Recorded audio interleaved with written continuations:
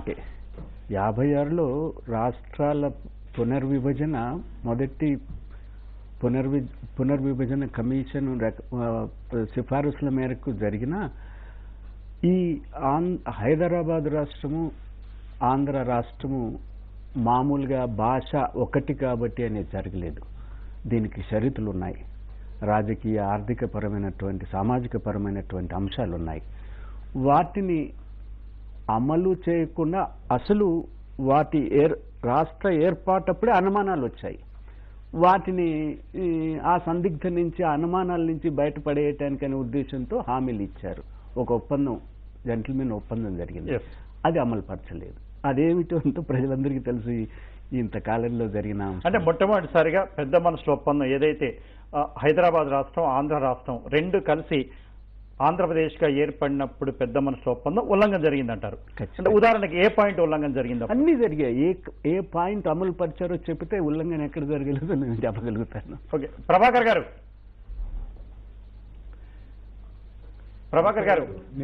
అంటే మొదటి ఎస్ఆర్సీ ఏర్పడినప్పుడు రెండు రాష్ట్రాల కలయిక కొన్ని ఒప్పందాల మీద జరిగింది, దాన్నే జెంటిల్మెన్ అగ్రిమెంట్ అంటారన్నారు.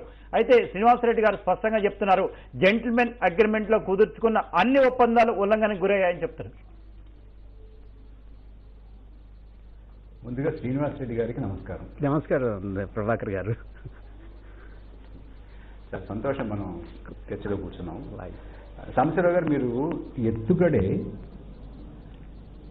మెజారిటీ ప్రజలు తెలంగాణ రాష్ట్రం కావాలంటున్నారు అన్నారు. అది దోషపూరితమైనటువంటి వ్యాఖ్య. మెజారిటీ ప్రజలు నైజాం ప్రాంతంలో, కోస్తా ప్రాంతంలో, రాయలసీమ ప్రాంతంలో విశాలాంధ్ర కోరుతున్నారు. కొంతమంది విభజన కోరుతున్నారు. ఇక్కడ కోరుతున్నారు, అక్కడ కోరుతున్నారు, అన్ని చోట్ల కోరుతున్నారు. వేరే విషయం ఒకటి. రెండవది, ఒక్కసారి 48, 49, 53, 56 ఒకసారి సింహావలోకనం చేద్దాం. 48లో పోలీస్ యాక్షన్ తర్వాత సంస్థానాన్ని భారతంలో విలీనం చేశారు. 49 అంతం వరకు కూడా జనరల్ చౌదరి ఇక్కడ అడ్మినిస్ట్రేటర్గా ఉన్నారు. 50 జనవరిలో వెల్లోడి ఒక ఐసీఎస్ ఆఫీసర్, వారిని ముఖ్యమంత్రిగా పెట్టారు. ఇక్కడ మొట్టమొదటిగా భారతదేశంలో 52వ సంవత్సరంలో ఎన్నికలు జరిగినప్పుడు బూర్గుల రామకృష్ణరావు గారి ప్రభుత్వం ఏర్పడింది. ఇది ఈ పక్క. అక్కడ ఆ పక్క ఆంధ్ర రాష్ట్రం ఏర్పడింది. ఆంధ్ర రాష్ట్రం ఎప్పుడు ఏర్పడింది? ముందు స్వామి సీతారాం నిరాహార దీక్ష చేశారు. తర్వాత పొట్టి శ్రీరాములు గారు చేశారు. భారతదేశం మిగతా ప్రాంతాలకి, నైజాం ప్రాంతానికి మధ్య ఏ రకమైనటువంటి పరిపాలనాపరమైనటువంటి సంబంధాలు లేవు. అది బ్రిటిష్, ఇది నైజాం. బ్రిటిష్ వారు వెళ్ళిపోతే వీళ్ళందరికీ కూడా మీరు కలిస్తే భారతంలో కలవచ్చు, లేకపోతే మీరు పాకిస్తాన్లో కలవచ్చు, లేదంటే స్వతంత్రంగా ఉండొచ్చునంటే నేను స్వతంత్రంగా ఉంటాను అనేటువంటి మాట అప్పుడు నైజాం చెప్తున్నటువంటిది. అంచేత 53 నుంచి ఆ తర్వాత అంతకుముందు ధర్ కమిటీ కానీ, ఆ తర్వాత జవహర్లాల్ నెహ్రూ, వల్లభాయ్ పటేల్, పట్టాభి, జేవీపీ కమిటీ అంటారు, ఆ కమిటీ కానీ, వీటన్నిటి తర్వాత వచ్చినటువంటి ఫజల్ అలీ కమిషన్. ఫజల్ అలీ కమిషన్లో ఒక జడ్జి గారు ఈ ప్రాంతం వారు ఏం చెప్పారు, ఆ ప్రాంతం వారు ఏం చెప్పారు, మరో ప్రాంతం వారు ఏం చెప్పారు అంటూ విశాలాంధ్ర ఏర్పడితే ఏం జరుగుతుంది, ఎటువంటి లాభాలున్నాయి అనేటువంటి చాలా స్పష్టంగా చెబుతూ, కాదు తెలంగాణ ప్రత్యేకంగా ఉండాలి, హైదరాబాద్ రాష్ట్రమే ప్రత్యేకంగా ఉండాలి అనేటువంటి మాట కొంతమంది చెబుతున్నారు. వారికి కొన్ని అపోహలు ఉన్నాయి అనేటువంటి మాట మాట్లాడారు. ఇక్కడ కొంచెం జాగ్రత్తగా వినాలి. ఒక పక్క ఫజల్ అలీ గారు విశాలాంధ్ర ఏర్పడితే వచ్చేటటువంటి ఒక స్పష్టమైనటువంటి నిర్దిష్టమైనటువంటి లాభాలు, ప్రయోజనాలు ఏమిటో చెబుతూ, ఫ్యాక్ట్స్ చెబుతూ, మరొక పక్క ఏం చెప్పాడు, కొంతమంది దీని పట్ల కొంత ఉన్నాయి, సందేహాలున్నాయి, భయాలున్నాయి, ఆందోళనలున్నాయి అనేటువంటి మాట అన్నారు. నా పెద్ద మనుషుల ఒప్పందం అని శ్రీనివాసరెడ్డి గారు అన్నారు. పెద్ద మనుషుల ఒప్పందం ఏమిటో తెలుసా అండి? పెద్ద మనుషుల ఒప్పందం ఏమిటంటే, రాయలసీమ, కోస్తా ఆంధ్రలో అప్పటికి ఆంధ్ర రాష్ట్రం ఏర్పడినప్పుడు ఆ రాష్ట్రంలో ఉన్నటువంటి కాంగ్రెస్ నాయకులు హైదరాబాదు రాష్ట్రంలో తెలుగు మాట్లాడేటటువంటి ప్రాంతానికి సంబంధించినటువంటి కాంగ్రెస్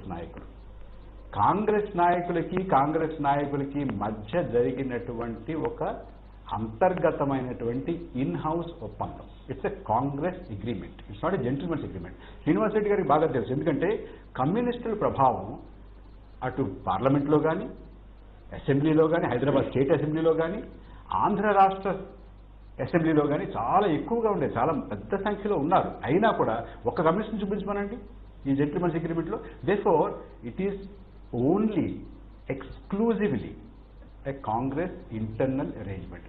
అయ్యా నువ్వు ముఖ్యమంత్రి అయితే నేను ఉప ముఖ్యమంత్రి అవ్వాలి, నేను ముఖ్యమంత్రి అయితే నువ్వు ఉప ముఖ్యమంత్రి అవ్వాలి, నీకు రెవెన్యూ ఉంటే నాకు పోలీసు ఉండాలి, నాకు అబ్కారీ ఉంటే నీకు మరొకటి ఉండాలి అనేటటువంటి పదవుల పంపకాలు, అంతకన్నా ఏది కాదు. అంటే దీనికి సమాధానం ప్రభాకర్ గారు ఇతర రాజకీయ పార్టీలు ఒక నిమిషం అండి, ఇది చెప్పాలి. ఎందుకంటే ఇది దీని మీద చాలా పెద్ద ఎత్తున వక్రీకరణ, అభూత కల్పన, అసత్యం, అర్ధసత్యంతో కూడినటువంటి అనేక రకాలైనటువంటి ప్రచారాలు జరుగుతున్నాయి. అసలు ఈ మొత్తం ఇవాళ జరుగుతున్నటువంటి ప్రత్యేక రాష్ట్ర వాదన, ఈ ఉద్యమం ఇదంతా కూడా వక్రీకరణల మీద ఆధారపడి, అసత్యాల మీద ఆధారపడి, అర్ధసత్యాల మీద ఆధారపడి, అభూత కల్పనల మీద ఆధారపడి జరుగుతున్నటువంటి ఉద్యమం. ఆవేళ పెద్ద మనుషుల ఒప్పందం అన్నారు కదా, పెద్ద మనుషుల ఒప్పందం ఏమంటే రాజ్యాంగానికి సంబంధం లేకుండా, రాజకీయ ప్రక్రియకి సంబంధం లేకుండా, రాజకీయ వ్యవస్థకి సంబంధం లేకుండా, ఇక్కడ ఉన్నటువంటి అసెంబ్లీకి అక్కడ ఉన్నటువంటి అసెంబ్లీకి సంబంధం లేకుండా, రాజ్యాంగపరంగా ఏ రకంగానూ సంబంధం లేకుండా, పైగా రాజ్యాంగపరంగా ఏ రకమైనటువంటి గుర్తింపు లేనటువంటి పదవుల గురించి, ఉప ముఖ్యమంత్రి పదవి ఎక్కడుందండి? ఎక్కడ లేదండి. రాజ్యాంగానికి సంబంధం లేనటువంటి ఒక బాడీ కూర్చుని రాజ్యాంగానికి సంబంధం లేనటువంటి ఒక పదవి గురించి చేసుకున్నటువంటి ఒప్పందం అది ఒక చిత్తుగాయతం. అది అలా ఉంచుతాం. ఇక అక్కడ ఉన్నటువంటిది ఒకటి ఏమిటంటే ఉద్యోగాల విషయంలో అన్యాయం జరిగింది, స్థానికేతరులకు ఉద్యోగాలు ఇచ్చారు అనేటువంటి మాట ఒకటి మాట్లాడారు. ఒక్కసారి చూద్దామండి. అంటే ప్రభాకర్ గారు ఒక్క సెకండ్, ప్రభాకర్ గారు ఉద్యోగాలు ఈ మాట చెప్పాను. ఎందుకంటే ఉద్యోగాలు డెఫినెట్ గా మాట్లాడదాం, అది నెక్స్ట్ వద్దాం. మాట మీరు వినాలి. తప్పకుండా నెక్స్ట్ వద్దాం. అంటే ఉద్యోగాలు నీళ్లు అన్నది ఒకరే కాదు, పెద్ద మనుషుల ఒప్పందం ఉల్లంఘన జరిగింది అని అన్నారు కదా. ఉల్లంఘన వారు చెప్తున్నటువంటి ఉల్లంఘన ఒక్కటి ఏం జరిగిందంటే 5200 ఉద్యోగాల విషయంలో మాత్రమే స్థానికేతరులు అక్కడ ఆ వేళ ఉద్యోగాలు తీసుకున్నారు అని అన్నారు. ఆ 5200 మందిలో ఇవాళ లెక్క చూడండి, 1600 మంది ఉపాధ్యాయులండి, 1800 మంది నర్సులు, మిడ్వైఫ్లండి, 400 మంది స్టెనోగ్రాఫర్లండి. ఈ మూడు కూడా వీటిని నియామకం చేసినటువంటి వారు జిల్లా పరిషత్ అధ్యక్షులు స్థానికులు, సమితి ప్రెసిడెంట్లు స్థానికులు. ఏదో ముఖ్యమంత్రి గారు, సంజీవ్ రెడ్డి గారు, బెజవాడ గోపాల్ రెడ్డి గారు, అల్లు సత్యనారాయణ గారు చేసినటువంటి నియామకాలు కాదండి. స్థానికంగా అక్కడ ఉపాధ్యాయులు లేక, స్టెనోగ్రాఫర్లు లేక, మిడ్వైఫులు లేక, నర్సులు లేక చేసినటువంటిది. 1,07,000 ఉద్యోగాలు ఆ వేళ నైజాం ప్రాంతంలో ఉంటే ఆ 1,07,000 ఉద్యోగాల్లో కేవలం 1200 మాత్రమే, ఈ మూడు తీసేస్తే 1200 మాత్రమే, అవి కూడా క్లాస్ 4 అటెండర్ పోస్టులు. వీటి గురించి రాద్ధాంతం చేస్తున్నారు. ఇవాళ ఎక్కడ ఉల్లంఘన జరగలేదు, రాజకీయంగా ఉల్లంఘన జరగలేదండి, ఉద్యోగపరంగా ఉల్లంఘన జరగలేదు, ఏ రకమైన ఉల్లంఘన జరగలేదు. అది అసలు ఒప్పందం అనుకోవడమే సరైనటువంటిది కాదు. ఎస్ ప్రభాకర్ గారు, దీంట్లో ఏంటంటే 2 రాష్ట్రాల ముఖ్యమంత్రులు అక్కడున్న, అంటే సంజీవ్ రెడ్డి గారు మీరు అన్నట్టు 2 ప్రాంతాల కాంగ్రెస్ పార్టీ ప్రముఖులు అయి ఉండొచ్చు. అయితే రాష్ట్ర ప్రభుత్వాన్ని నడిపిస్తున్న వాళ్ళు, అంటే ప్రభుత్వం, ఇక్కడ పార్టీ చూడకుండా ప్రభుత్వం కూడా చూడండి మీరు, అంటే 2 ప్రభుత్వాల మధ్య జరిగిన ఒప్పందంగా కనుక మనం పరిగణించినట్టయితే, అందుకే దీన్ని పెద్ద మనుషుల ఒప్పందం అన్నారు. అంటే ఒప్పందం ఉల్లంఘన కాదండి. అక్కడ పిసిసి అల్లు సత్యనారాయణ గారు, జేవీ నరసింహరావు కూడా తెలంగాణ పిసిసి జేవీ నరసింహరావు గారు కూడా హైదరాబాద్ ప్రెసిడెంట్, రాష్ట్ర కాంగ్రెస్ అధ్యక్షులు. ఇంకొక పార్టీ వారి తర్వాత ఒకసారి వారి సామాజిక స్వరూపం చూడండి. ఎస్, అంటే నేనేమంటా అంటే రంగారెడ్డి గారు, రామకృష్ణారావు గారు, చెన్నారెడ్డి గారు, జేవీ నరసింహరావు గారు, అంతేనా? అంతే, నలుగురేనండి. ఎస్. ఏమిటి వారి సామాజిక స్వరూపం చెప్పండి.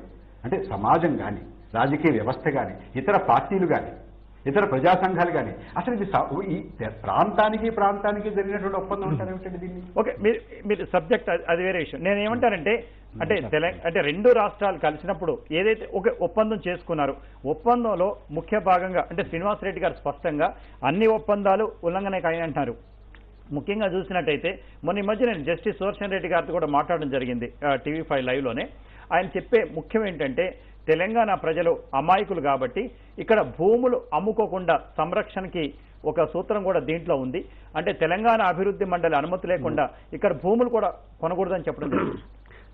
ఒక్కటే ప్రభాకర్ గారికి నన్ను చెప్పనియండి, ఎందుకంటే వారు వాదన చేయొచ్చు, ఇలాంటివి వాదనలకు ఉపయోగపడతాయి తప్ప సమస్యల పరిష్కారానికి ఉపయోగపడాయి. ఇది కొత్త వాదన, అది పెద్ద మనుషుల ఒప్పందం, కాంగ్రెస్ ఒప్పందం, దానికి శాంటిటీ లేదు, కాంగ్రెస్ వాళ్ళు తనుగు చచ్చుకోవాలా లేదా కాంగ్రెస్ వాళ్ళు పరిష్కరించుకోవాలా అన్న భావన, కొత్త భావన తీసుకొస్తున్నారు. నిజమే, వారు చెప్పిందే నిజం అనుకుంటాను టెంపరీగా. జేవీపీని ఎందుకు ప్రస్తావిస్తున్నారు మీరు? అది కాంగ్రెస్ పార్టీది. JVP committee Congress working committee ఏర్పాటు చేసుకుంది. ఏం చేద్దాం ఈ దేశాన్ని అని చెప్పి. మనకెందుకు ఆ ప్రస్తావన? దాని గురించి ఎందుకు? రెండు, ఈ పెద్ద మనుషుల ఒప్పందానికి శాంటిటీ ఉందని చెప్పడానికి ఏమిటంటే ఇది ఉల్లంఘన జరిగింది కాబట్టి 69 ఉద్యమానికి కారణమే అనేక సందర్భాలలో శాసనసభలో చర్చ జరిగింది. ఆ తర్వాతనే 69 ఎజిటేషన్ తర్వాత ఈ పెద్ద మనుషుల ఒప్పందం ఎలా ఎలా ఎలా నీరుగార్చారో, అమలు పరచలేదు, దానికి అంగీకరిస్తూ ప్రత్యామ్నాయం సృష్టించారు.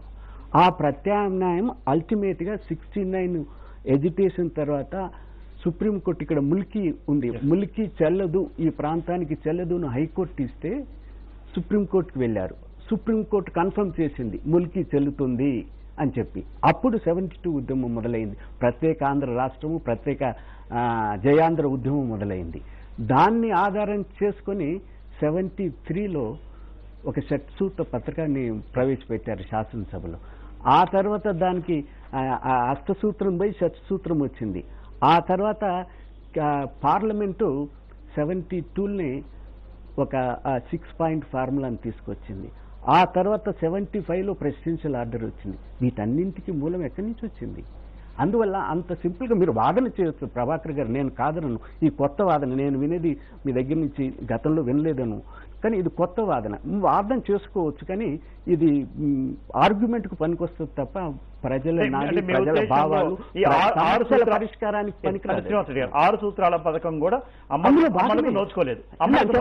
దాన్ని కూడా సాంబశివరావు గారు, నేను వరుసగా చెప్పుకుంటూ వస్తాను. 56లో చేసుకున్న ఒప్పందం, జెంటిల్మన్ ఒప్పందం అమలు కాలేదు. 69లో ఇచ్చినటువంటి హామీలు ఇది కాలేదు. 72లో వచ్చినటువంటి అష్టసూత్ర పథకం హామీ కాలేదు. ఆ తర్వాత వచ్చిన 6 పాయింట్ ఫార్ములాకు ఇచ్చినటువంటి 75లో presidential order article 371D amendment చేశారు. నార్త్ ఈస్టర్న్ 2 రాష్ట్రాల తర్వాత మనకి అమెండ్మెంట్ రాజ్యాంగపరమైన హామీలు ఇచ్చి అదే అమలు కాలేదు.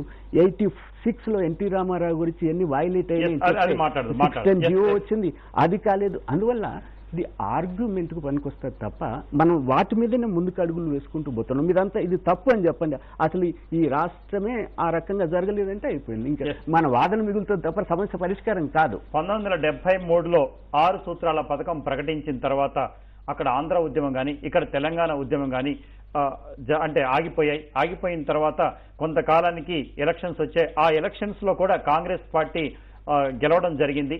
అయితే ఈ అనేక సార్లు తెలంగాణ కోసం ప్రతిపాదించిన సూత్రాలన్నింటినీ కూడా అప్పటి పాలకులు విస్మరించడం జరిగింది. దాని మూలంగానే తెలంగాణ ఉద్యమం ఇంకా బలమవుతూ వస్తుంది. ఈ విషయాలన్నీ ముందుకు చర్చించే ముందు ఒక బ్రేక్ తీసుకుంటాం.